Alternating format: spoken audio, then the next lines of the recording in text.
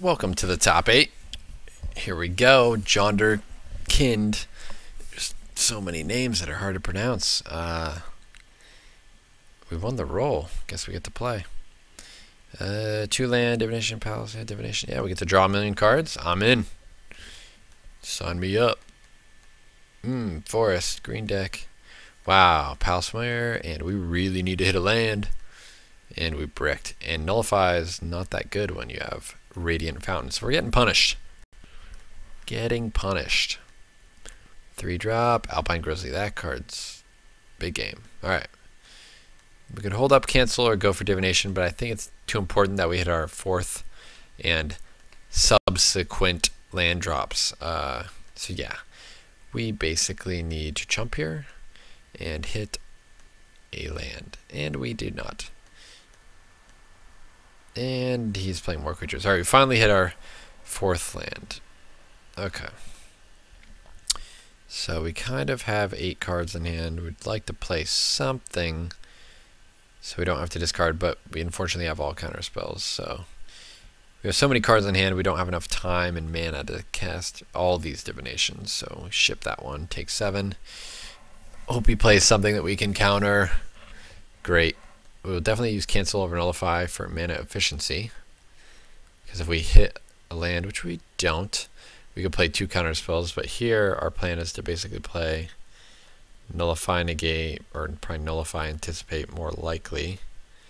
Griptide if we have to.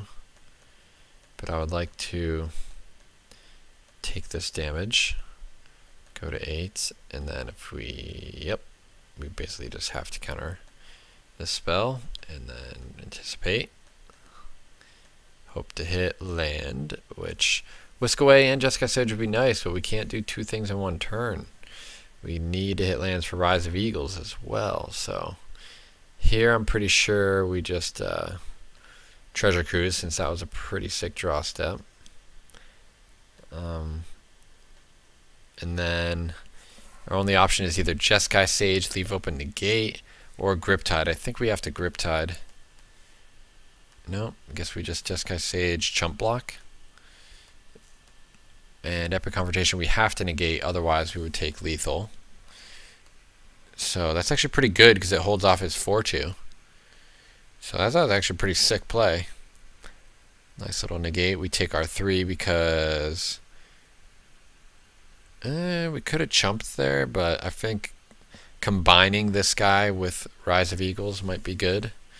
Man, our opponent really is stuck on lands and probably has some big boom booms in his opening hand, which is annoying that he has Elvish Mystic, which is basically a land. So I think we just have to play Rise of Eagles. Treasure Cruise on top. It's fantastic. Epic Confrontation, kill a guy. Epic Confrontation, kill a guy. We're just dead on board, so if he should just attack with the whole team. So basically he's telling me he has to have Aspect of Hydra, which is just the fancy play syndrome way of winning, but he could have just attacked with everybody. So yeah, he wants his prizes. Unfortunately, in top 8, he has not earned any prize yet. It's top 4 gets prizes. Top 4 gets 2 tickets. Top finals gets 4 tickets, and the winner gets 7 tickets. So lost game 1. Game 2, though, we do have, CDC's Faithful. Don't think Coral Barrier is good enough, but we do have,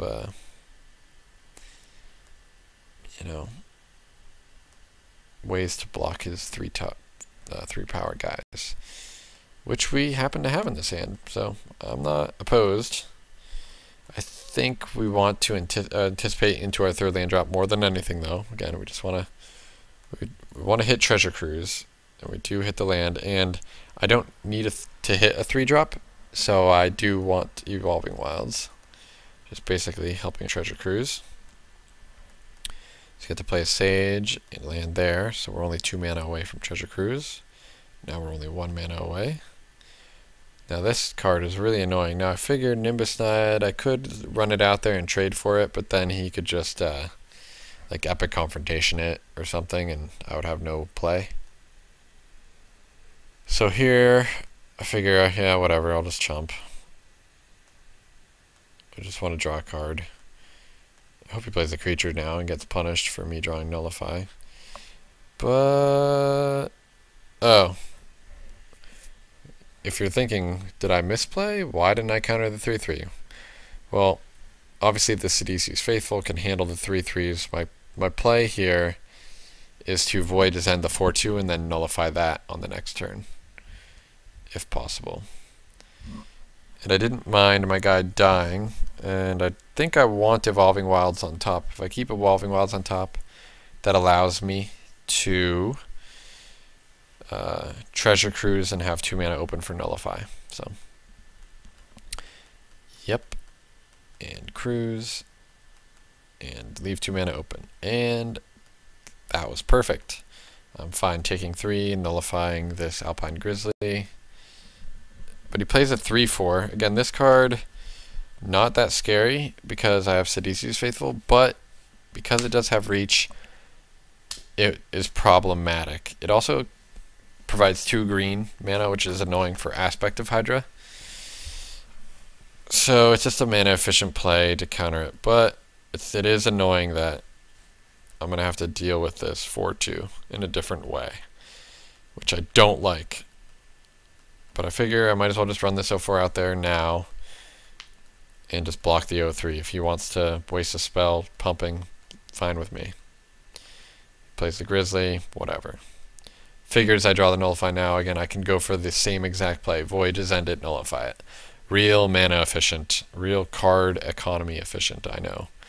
This play is actually really interesting. I think about, I should maybe Void is end in response, save my 0/4. But think about it. I don't think the 0/4 is worth saving when I have just more in hand, and I really want him to attack with his Grizzly so that I can block with my Jeskai Sage and then bounce the Nessian Courser and hopefully trade with this Grizzly. So I do that and basically signify, oh, you got me, I don't have any pump spells. So he attacks with both, I block the Grizzly, I go for the Void his end on his other guy, and basically he has to do this. He has to pump his guy to save it, which I am perfectly fine with because that's not killing me. And then I get to put a land on bottom, which is basically drawing a card at this point. Whisk Away. Now, here's a misplay. That's a huge misplay. I previously had my stop set. If you remember, I end of combated to turn what was it? Wingsteed Rider, end of combat on top of library. But I took that stop off because that's not a common play that I would make. So after I drew that card from Jeskai Sage dying, I drew Whisk Away, and then in the end of combat step, I would have had the opportunity to whisk away this creature, and that would have been that pretty much would have won the game instantly probably, because I just nullify it on the next turn, and then I'm just very far ahead. Again, I'm already 10 cards up on him. All I need to draw is a little bit of gas, and I would be fine. So that's super annoying, but I draw Griptide anyway. Play bad, get rewarded. It's pretty typical, right? So I figure Griptide into Nullify. I don't nullify that one, obviously. And he tries to bait me, but nope, nullify that. Great. Play out my 0/4, which blanks your 3/3. Stampeding Elkherd, that is an annoying card. So I'm actually thinking, what are my options? I could Nimbus Naiad Bestow to make a 2/6 and then be able to block the 5/5, but then I'm taking 3 per turn. And I don't want to commit to taking 3 per turn for forever, so I figure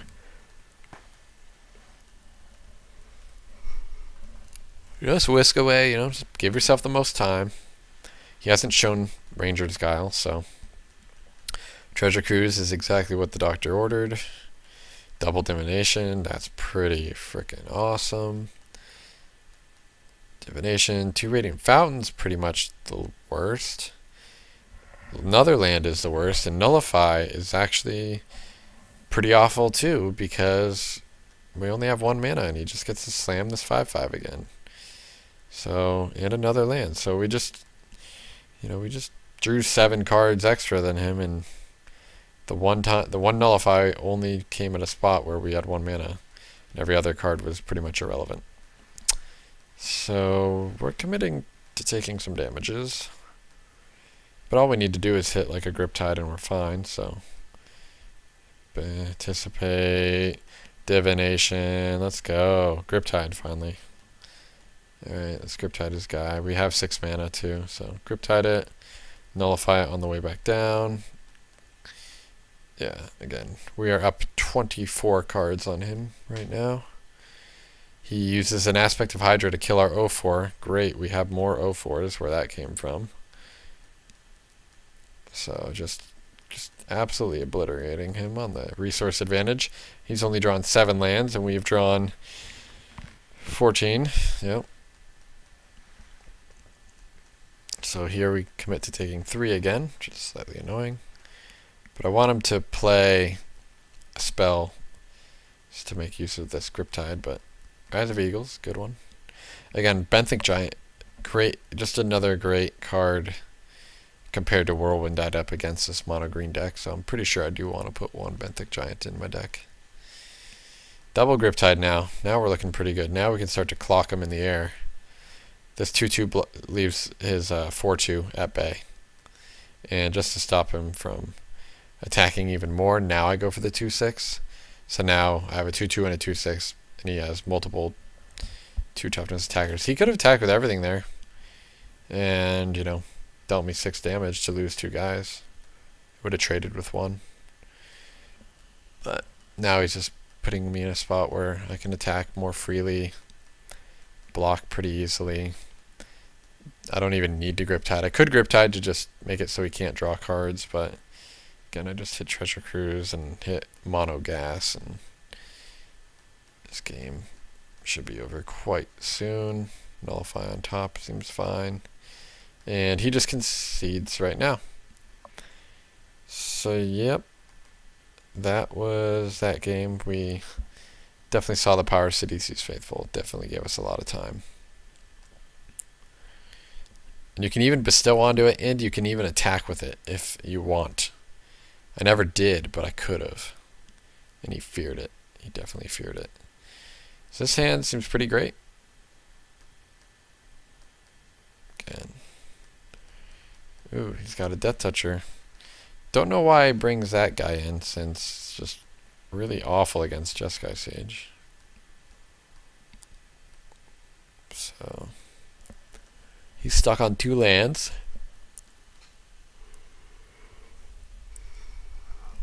I figure I should just keep him off of Ferocious so he can't attack with his 3/3. And just counter anything he plays here. So if I don't counter this, then he gets to attack me for 8 and kill my guy, which is really bad, I think. So I will cancel it, and then if he wants to attack with his 1/1, I was willing to make that trade earlier anyway, so fine. I just, again, when I have Treasure Cruise in my hand, I just need to draw cards and trade. It's less damage from Aspect of Hydra as well. He had a chance if he played like a 2 mana 3/2 or 2 mana 3/3 and then attack. I could have been getting hit for 6 this turn, but I got lucky. And okay, now he has Ferocious. If he resolves this creature, which he will. So now what do I take though? I was hoping to hit Nullify. For the sake of being mana efficient, I'm probably going to take Voyage's End just so I can play it this turn. Grip Tide would be good, but I think I need to play Voyage's End and then like Treasure Cruise, and then I just need to get ahead. Oh, I do take the Grip Tide. Oh, well, I already have Voyage's End in hand, so I can let it resolve and then Voyage's End right now. And since it's the most expensive, I target that, and I can keep Divination on top.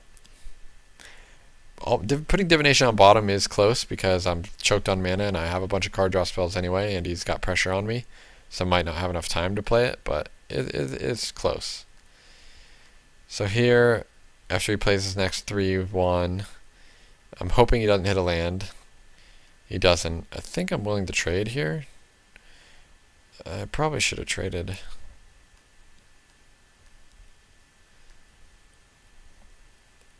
Huh. I guess I was worried that Aspect of Hydra would have hit me and made it so that he got +3/+3 and I would not have killed this guy. And I didn't want to trade with Aspect of Hydra. So drawing another Treasure Cruise is interesting. I can lead with Treasure Cruise. I really need to hit a land. Really need to hit a land. I do. So that's good. That allows me to divination at least. But now I'm in a spot where I really do have to trade. I just have to trade. I just have to trade. He attacks with everything. And it's pretty clear that I need to kill the 3/2. Because the other one is a better Griptide target because it costs more mana, and this one gets more damage with Aspect of Hydra. If he had Aspect of Hydra right here, he should probably use it to just deal me like 4 extra damage or something, but he does not. He just has another 3/3. So this play is actually really sick. And I blocked perfectly last turn. If I would have blocked any other way, it would not have been as good. But I get to Griptide. It's 3/1. And then in order for him to get Ferocious, he has to replay it, but he won't have another lands, so I basically time walk his attack as well. I do have the Nullify for it anyway,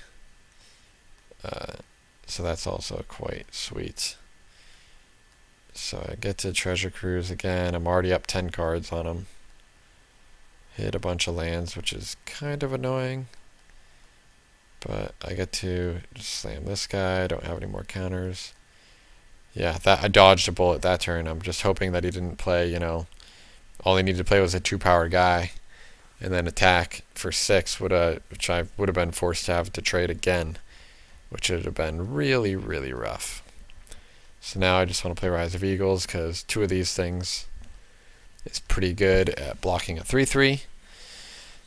And I get to Divination as well, and I kept the Nullify on top because that will be good once he finally hits his 5th mana to play a 5/5.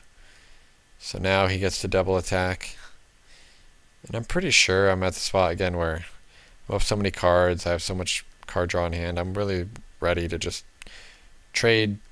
Totally fine. He has no offense anymore. I have tons of card draw and tons of, you know, I get to take a Treasure Cruise. Just go nuts, per usual. You know, just set him back infinity years. Plummets my guy, which is slightly annoying, but he does not attack. Sages hold off his 1/1s. Finally starts trying to land 5/5s. That gets countered. What else? What else has he got for me? Okay, I'm drawing kind of a lot of lands. But I figure I can just go aggressive here, you know. I can attack with 1, leave the other back, so he can't deal damage to me. I can deal damage to him. He's got a 5/5, but I've got ways to infinitely make him not draw cards. And I trigger my prowess at the same time here too. Probably should attack with both. Yep. That's good. So he finally realizes he needs to trade. I'm drawing cards. He's going to keep playing this 5/5. I'm going to keep time walking it. I'm prowessing my guy. Rise of Eagles, Divination on top. Time walk. Take 5. Draw your guy. Divination. Hit you for lethal in the air. And that is all she wrote. So yeah, mono green can be a scary matchup if they come out aggressively. Basically, any aggressive deck can just be really scary. It all depends on how defensive and low our curve is, right? But if the game gets going long, you know, we just, you know, we end the game up 25 cards on them. That's just an absurd advantage with just treasure cruising, denying them draw steps with Griptides, thinning with Evolving Wilds, drawing with Divination, scrying. Like, it's just pretty absurd. Okay, on to the semifinals.